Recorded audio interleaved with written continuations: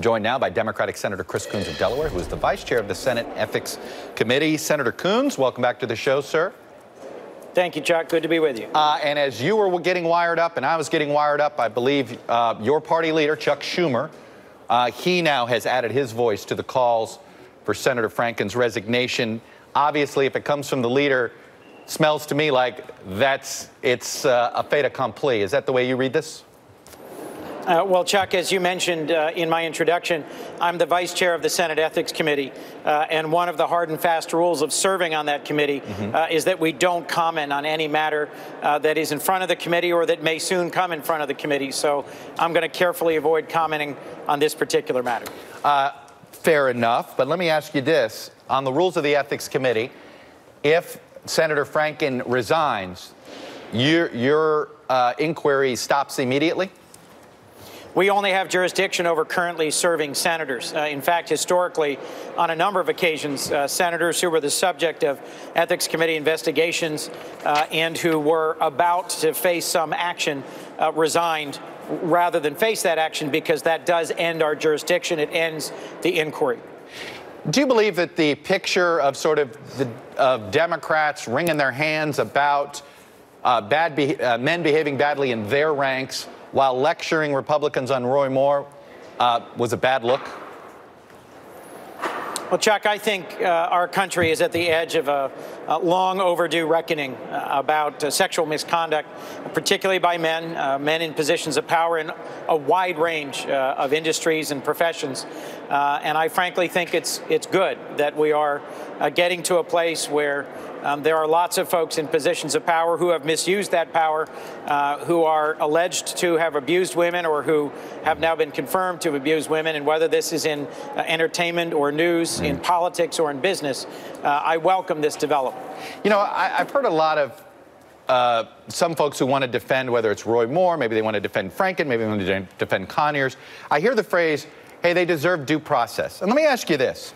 Do you think as an elected official, especially a U.S. senator, that you should be held to a higher standard than just simply due process? On the Ethics Committee, we work very hard to deliver an appropriate process, a fair process. Beyond that, I don't think I should comment. No, but how about comment as a citizen? Do you expect that you, Senator Coons, are going to be held to a higher standard than the average person in the state of Delaware? Yes. Young people who come and talk to me about possibly running for office will often say, well, how much of your public life, how much of your private life becomes public? Eventually, virtually all of it. Your finances, your health, your relationships. So frankly, I do think it's appropriate that if you want to pursue a calling to public service, you ought to know that your actions in elected office are going to be very closely scrutinized.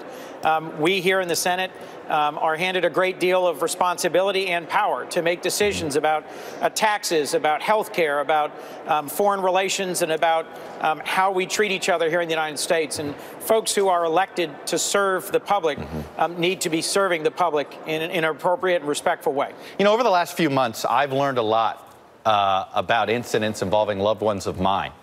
And these folks decided to tell me about it now, never said it then. I'm curious, is this something, and I've talked to some colleagues and they've discovered this. Are you noticing this in your life? Do you have people suddenly telling you stories that you couldn't believe at the time? Well, Chuck, one of the tragic things about gender relations in our society is that there is no end to the disappointment and even surprise from folks who I've long admired. I grew up in the Philadelphia area. Bill Cosby was someone whose records and humor I listened to as a kid. His behavior has been disgusting and shocking and disappointing. There's folks in the broadcast industry who've recently also been revealed to have engaged in a whole series of conduct. Charlie Rose, for example. Certainly, I think it's important that we finally hold accountable people who have mistreated others. And yes, this is a time when there are people coming forward with a number of long overdue allegations about misbehavior. If Senator Franken resigns, do you think it's an appropriate move? Excuse me? Do you think it's an appropriate decision by him if he does resign? I know you can't comment, you don't want to comment on the the larger facts I shouldn't of it. second guess. I shouldn't second guess Senator Franken's decision, just because of my role in the committee. All right, Senator Coons, the Ethics Committee. You may be a very busy person over the next few months, regardless of whether it's Senator Franken or a Senator-elect Moore, or who knows. Senator Coons, thanks for coming on and sharing your views. I appreciate it.